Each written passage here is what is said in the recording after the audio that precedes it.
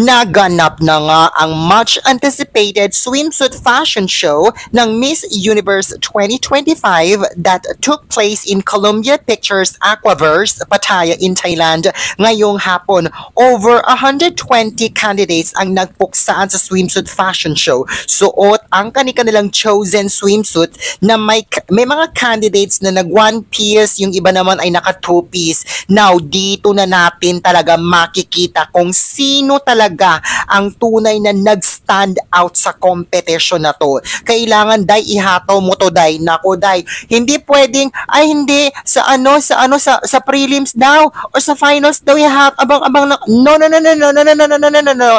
This time, you need to perform because this is literally a swimsuit competition, even though the Miss Universe organization called it a swimsuit fashion show. Pero, Day, literally, this is a swimsuit competition. Kaya you must perform, Day. Okay? Now, maraming humataw sa swimsuit competition tulad nila Puerto Rico, Ecuador, Cote d'Ivoire, Indonesia, Colombia, Venezuela na talagang humataw sa performance, talagang puksaan kung puksaan.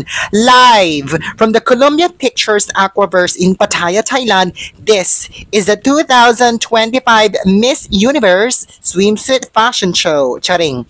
Pasado ang ipinakita nila Colombia, Cote d'Ivoire, Indonesia, maging sina Puerto Rico at Venezuela, including Ecuador and Cuba. Sila talaga yung tumatak sa akin because ang lalakas ng performances na ipinakita nila sa swimsuit, especially Colombia and Cote d'Ivoire. Grabe yung stage presence, star power na ipinakita nila Colombia at Cote d'Ivoire. Solid ang lakas, stand out kung stand out, flawless ang bawat movements and turns na pinakawalan nila and nag-translate talaga sa monitor, Day. I love all of them na hindi sila bumitaw sa camera.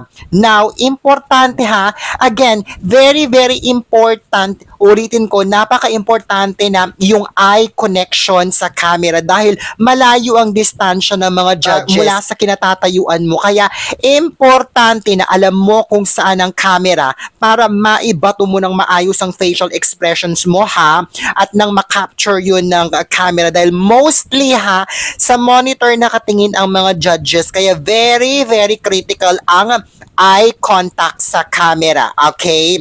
Wag na wag sasablay dito. Kanina marami ako nakitang mga candidates na na-missed yung camera angles nila. Now, syempre, ang pinaka-aabangan ng lahat, ang puksaan sa pagitan nila Thailand at Philippines sa swimsuit. Tignan natin sa kanilang dalawa kung sino ang nanlamon sa lahat ng aspeto ng swimsuit fashion show na to, or literally a swimsuit competition. Now, let's start with Thailand, Veena Pravina. Thailand!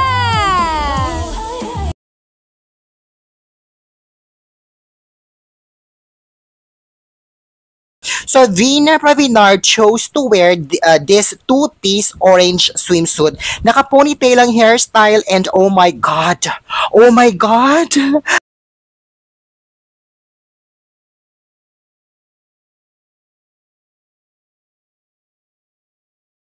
I love how she was able to connect with the camera all throughout her performance. Ang lakas ng facial expression na binato niya na perfectly captured by the camera. Hindi siya bumitaw ng eye contact sa camera. Oh my God, I love it.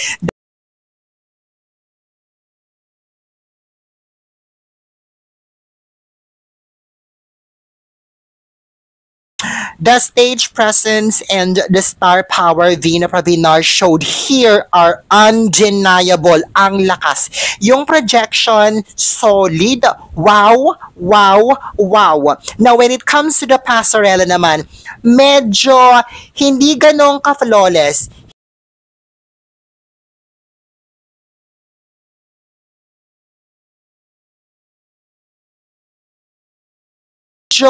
Hindi ganong ka-flawless. hindi fluid. As you can see dito sa part na to, see that? Pero overall naman, her performance is stunning. I'm going to give her a swimsuit performance a 9.6 out of 10. Now, tignan natin kung natapatan ba ni Atisa Manalo itong mga kandidata na to, particularly ang performance na ipinakita ni Thailand. Alam niyo naman kasi dito sa channel na to, hindi ako nagsisinungaling. Nagsasabi lang tayo ng totoo dito. So, gusto niyo ba makarinig ng honest opinion or feedbacks dito sa ni Atisa Manalo? Kasi, mataas kasi ang expectations sa kanya eh. Sumali na siya ng iba't ibang pageant, so kailangan dapat mag-perform talaga siya. So, ready na ba kayo na marinig ang real talk, real assessment, real analysis, real feedbacks ko dito ha? Hindi kasi ako nagsisinungaling eh. Okay, so I have to be honest with you. For her performance, oh my gosh. Oh my God! I love her overall execution here. Oh my God, she nailed it. Philippines!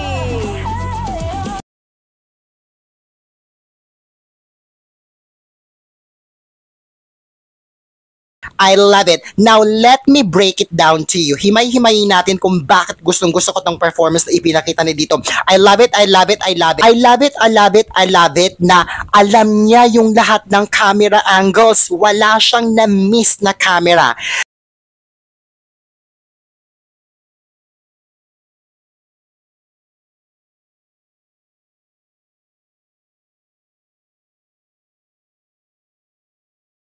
I love it, I love it, I love it na alam niya lahat yung camera angles niya. Perfect. Wala siyang na-miss na angles. And I love it that she had an solid eye contact with the cameras. Hindi siya bumitaw sa camera kaya na-captured perfectly yung mga facial expressions na binabato niya. Look at the face! Look at the face! Now, meron siyang ginawa dito na gustong-gusto ko na hindi ko masyadong nakita sa ibang mga candidates na na-mention ko kanina. First of all, magkaibang atake sa swimsuit at atake sa evening gown. Sa swimsuit kasi, dito pasok na pasok sa banga yung pagbabato ng mga smiles. Pero syempre, kailangan mo pa rin baliin ng fierceness here and there. Pero mostly talaga dapat sa swimsuit naka-smile. Ang smile ang binabato mo sa camera kapag swimsuit. Bakit? Kasi the judges want to see if you're comfortable wearing the bikini and if you're having fun wearing it. Smiling while in a bikini while executing your passerella is very, very important apart from the solid eye contact with the camera. And she did all of that! I love it! Sa evening gown doon, pwede yung puro fierce and konting smile lang here and there. Pero dito sa swimsuit, it's the opposite. I love it na hanggang sa dulo ng performance niya, alam niya kung nasa ang camera angle niya at hindi siya bumitaw sa eye contact. That's perfect. I love it.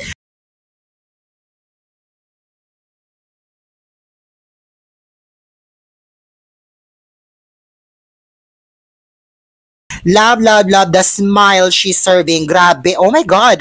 Pasok na pasok sa banga. And now, when it comes to her movements like turns, oh my God, flawless, smooth. I love the fact na dito sa may hagdanan na to, ang ganda ng execution niya. Yung pagbaba niya, flawless. Walang awkwardness, tapos hindi masyado siya tumingin sa hagdanan. Oh my gosh, the stage presence and the star power are both evident. And yes, I love it. Na-check lahat ni Atisa Manalo ang criteria for the swimsuit and I'm going to give it to her. Look at the difference between Venezuela and Atisa's performance. For Venezuela, hindi magandang naging rehistro sa camera kasi puro siya fierce. For the swim, it is not advisable na puro fierce. It is highly recommended that mostly nakasmile ka because again, the judges want to see if you enjoy being in a swimsuit and if you're having fun and if you're confident in your bikini in front of many people, 'di ba?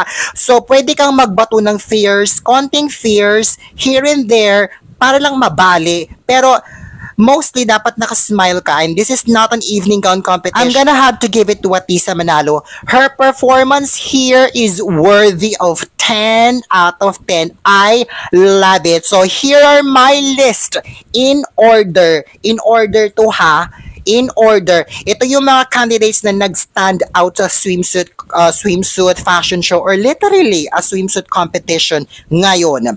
So number 1 sa akin, on my number 1 spot, nakuha niya ang number 1 spot, no other than Philippines, Atisa Manalo, because she was able to check all the boxes ng criteria na hinahanap ko.